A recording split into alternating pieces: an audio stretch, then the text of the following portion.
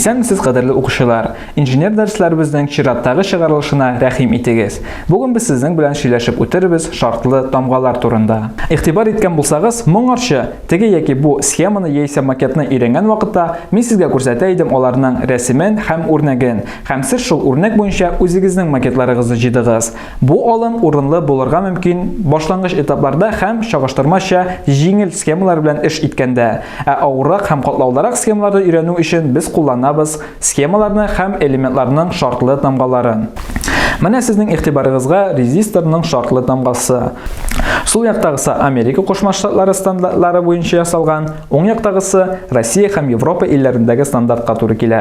Икесен дә белергә, танырга бик киңәш итәм һәм дәвам итәбез. Реостат ул үзгәрешле резистор дип әйттек. Әлеге элементның шулай ук үзенең шартлы тамгасы бар. Һәм шулай ук алдагы үрнәк буенча сезнең игътибарга Россия һәм Америка Кушма Штатларында кабул ителгән стандартларга туры килгән әлеге элементның шартлы тамгалары.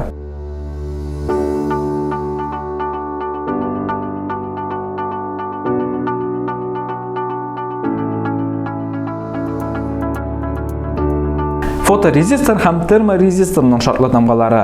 Фоторезистор белән без таныш, терморезистор турында кемдер беренче тапкыр ишетәдер бәлки.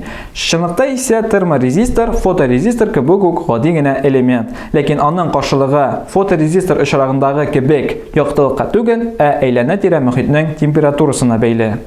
Бу үзенчәлекне файдаланып, без шулай ук терморезисторны әйләнә-тирә мөхитнең температурасын танып белү өчен һәм үлчәү өчен ниндидер датчик буларак куллана алабыз.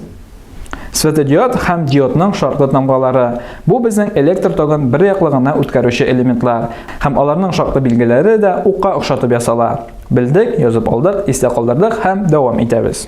Керамик һәм электролитик конденсаторлар белән без шулай ук таныш, һәм менә сезгә аларның шартлы тамгалары. Һәм инде соңгы элемент кнопка. Аларның шулай ук шартлы тамгалары бар, катлаулы түгел, таныштык. Өйрәнгәннәрне истә калдыру өчен сезгә бер үрнәк тәкъдим итәм. Экранда күрсәтелә схема һәм әйтегез бергәләп шушы схемада безгә таныш булган элементларны санап чыгыйк.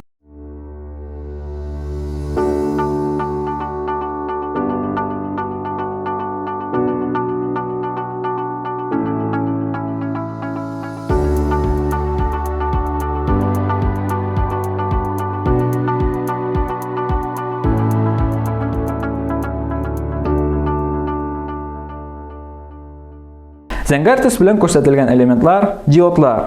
Уң якта D5 дип исемләнгән элемент бераз үзгәрәк булса да, ул шулай ук диод. Зенер диоды дип атала. Башка атамасы стабилитрон. Барыбер дә диод. Һәммәсе дә токны бер яклы үткәрүче элементлар.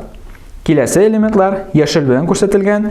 Бу димәк конденсаторлар. Конденсатор энергияны туплый һәм бушана ала дип әйттек. Yana bir таныш элемент резистор, ток өчен ясалма каршылык. Һәм инде без аерым карап үтмәгән элементлар сулдан уңга сары төс белән чыганак, хәтта алмаштык чыганагы, кызыл төс белән җир дип әйтик, русча ул була заземление, һәм сары төс белән ике элемент транзисторлар. Транзистор ул электр тогы белән ялгана торган кнопка дип әйтергә була. Ягъни экраннарга игътибар итегез, һәрбер транзисторның 3 контакты бар. Бер контактына электр керә, икенче контактыннан электр чыгып китә, һәм өченче контакт ярдәмендә без әлеге процесс белән идарә итәбез. Ягъни транзисторны ачып, ябып, аның аша үтүче токның микъдарын көйли алабыз. Укучылар, киләсе дәрестә практик биремнәр аша без бу теманы тагы да ачарга тырышырбыз. Хәзергә исә шушы урында тукталып торыйк. Дәресебезнең беренче өлеше тәмам. Игътибарыгыз өчен рәхмәт. Исән сау булыгыз.